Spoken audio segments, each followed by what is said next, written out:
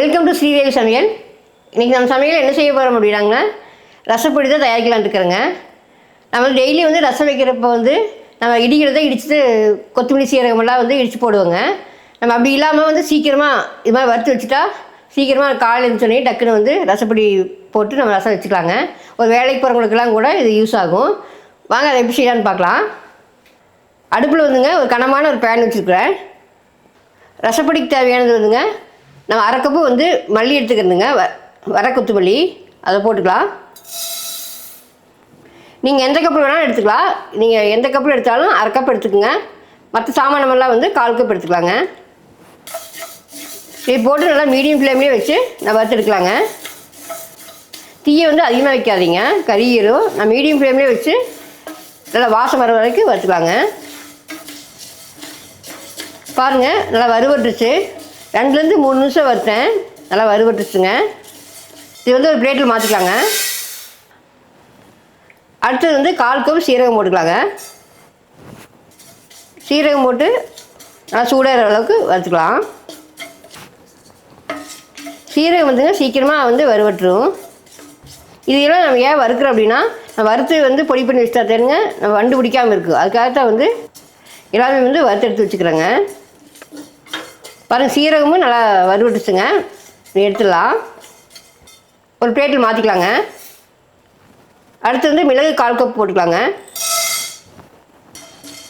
பாருங்கள், மிளகு 2 நிமிஷம் வறுத்து விட்டுட்டேன். வறுவட்டுச்சு.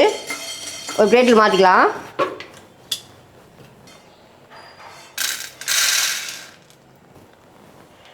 அடுத்தது துவரம்பருப்பு 1/4 கப்புங்க. அது போட்டுக்கலாங்க. அது லைட்டாக செவந்து வர அளவுக்கு வறுத்துக்கலாம். பாருங்கள், துவரம்பருப்பு 2 நிமிஷம் வறுத்து விட்டேன். நல்லா வறுவட்டுச்சு. நல்லா செவந்து வந்துடுச்சுங்க. ஒரு பிளேட்டில் மாற்றிக்கலாங்க. அடுத்தது ரசத்துக்கு ரொம்ப முக்கியமானது பெருங்காயங்க. நம்ம கட்டி பெருங்காயம் எடுத்துருக்கிறேன், அதை போட்டுக்கலாங்க. சப்போஸ் உங்களுக்கு இது இல்லை அப்படின்னா நம்ம அரைக்கிறப்ப அந்த தூள் பெருங்காயம் போட்டுக்கலாங்க. பெருங்காயம் தாங்க ரசத்துக்கு நல்லா கமகமன்னு வாசனை கொடுக்கும். மிஸ் பண்ணாமல் அதை போட்டுக்குங்க. நீங்கள் முடிஞ்ச அளவுக்கு கட்டி பெருங்காயமே வாங்கி இது மாதிரி குட்டி குட்டியாக நீங்கள் கிள்ளி வச்சிட்டிங்கன்னா, வெளியிலே நிழலையே வச்சிட்டிங்கன்னா நல்லா காற்றுக்கு காஞ்சு போயிருங்க. நம்ம டப்பால் போட்டு வச்சுக்கலாம்.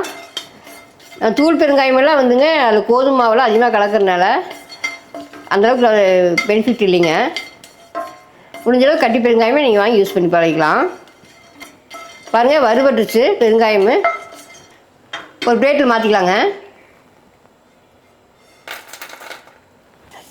அடுத்தது மிளகாய் போட்டுக்கலாங்க. நான் மிளகு கொஞ்சம் போட்டுக்கிறதுனால ஒரு 6 மிளகாய் போட்டுக்கலாங்க. ரொம்ப அதிகமாக போட்டால் காரமாக இருக்கும். இதையும் நல்லா வறுத்து விடலாம். பாருங்கள், மிளகாயும் வறுவட்டுச்சு. நீங்கள் எடுத்துடலாம். அடுத்தது நான் கருவேப்பிலை போட்டுக்கலாங்க. 2 கொத்து.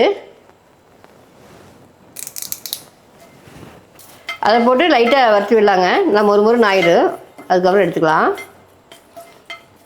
கருவேப்பிலையெல்லாம் போட்டால் தருங்க ரசத்துக்கு நல்லா மணமாக இருக்கும். இதில் மிஸ் பண்ணாமல் போட்டுக்குங்க. பாருங்கள், கருவேப்பிலையுமே நல்லா வறுவட்டுச்சு. நல்லா மொறுமொறுன்னு ஆயிடுச்சு. பாருங்க, சத்தம் கேட்குதுங்களா? இந்தளவுக்கு மொறுமொறுன்னு ஆயிடும்னு. இதையும் ஒரு பிளேட்டில் மாற்றிக்கலாம். பாருங்கள், எல்லா பொருளையும் வறுத்து ஒரு பிளேட்டில் கொட்டி வச்சுருக்கேன். இதெல்லாம் ஆட்டுங்க. ஆறுனதுக்கப்புறம் நம்ம கொஞ்சம் மஞ்சத்தூள் போட்டு அரைச்சிக்கலாங்க. நான் மஞ்சக்கட்டி தான் இதுலேயே போடுவோம். நம்ம மஞ்சக்கட்டி இல்லாதனால நான் மஞ்சத்தூள் மட்டும் போட்டு அரைச்சிக்கலாம். பாருங்கள், வறுத்ததெல்லாம் ஆறிடுச்சு. ஒரு மிக்ஸி ஜாரில் போட்டு நம்ம அரைச்சிக்கலாங்க.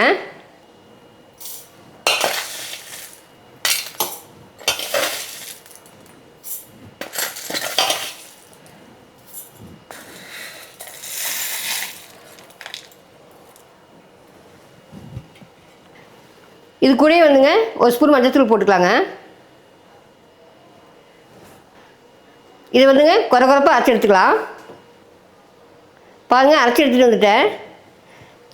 ரொம்ப நைஸாக அரைக்காமல் குறைப்பாக அரைச்சி எடுத்துகிட்டு வந்துடுங்க. இந்தளவுக்கு நீங்கள் எடுத்துக்கோங்க.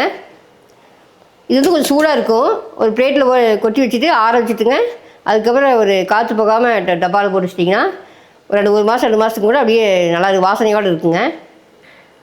ஒரு பிளேட்டில் கொட்டி வச்சிடலாங்க, கொஞ்சம் ஆறுட்டு. பாருங்கள், ரசப்பொடி வந்து அரைச்சி எடுத்துட்டுங்க. ஒரு பிளேட் வந்து கொட்டி வச்சுக்கிறேன். இது கொஞ்சம் நேரம் ஆறணுங்க. ஆறுனா தான் நான் வந்து ஒரு கண்டெய்னர் பாக்ஸ் போட்டு வச்சுக்கலாம். நீங்களும் இதே மாதிரி ட்ரை பண்ணி பாருங்கள். பார்த்துட்டு எப்படி இருக்குன்னு சொல்லுங்கள். பிடிச்சினா நம்ம ஸ்ரீதேவி சமையலுக்கு வந்து சப்ஸ்கிரைப் பண்ணுங்கள், லைக் பண்ணுங்கள், உங்கள் ஃப்ரெண்ட்ஸ்க்கெலாம் ஷேர் பண்ணி விடுங்க. மீண்டும் ஒரு நல்ல ரெசிபியை சந்திக்கிறேங்க. ஓகே, பாய்.